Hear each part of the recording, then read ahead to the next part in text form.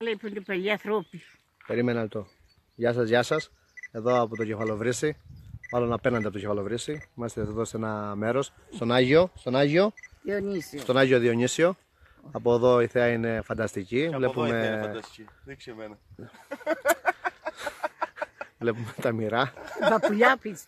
Στην Παπουλιά. Στην Παπουλιά. Όποιοι γατένε στην Παπουλιά είμαστε. Ξέρετε. Φαίνεται το μουρί, το Κεφαλοβρύσι. Ο Διονύσιος είναι και από πάνω στην Άγια Κορφή.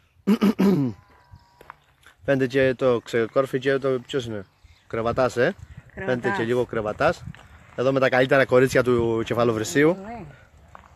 Είμαστε από την Ανίτα. Η Ανίτα, μας την Ανίτα.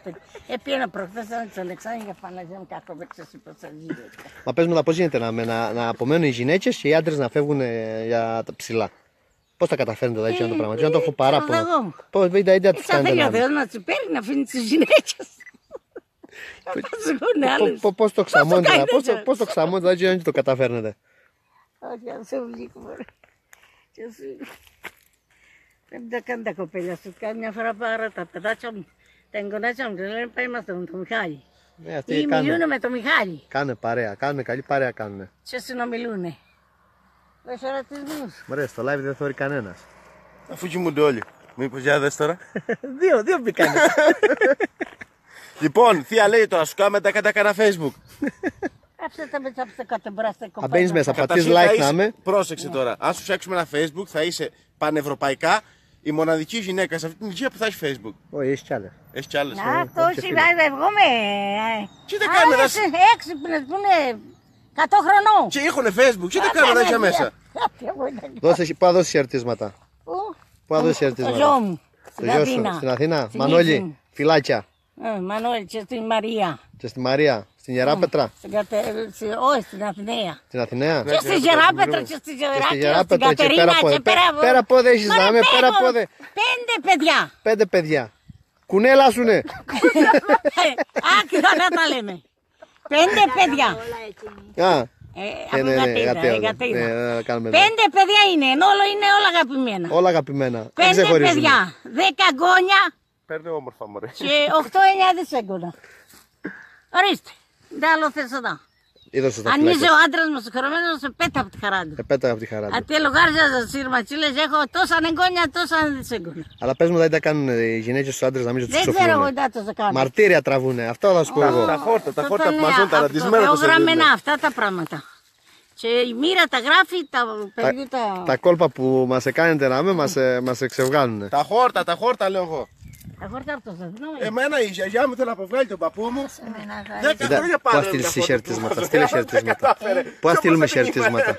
Στα παιδάκια μου. Στα παιδάκια. Όχι, η γιαγιά μου στην Αθήνα ναι. Στο Ηράκλειο. Χαιρετίσματα. Και πού, εγγόνια πόσα έχουμε.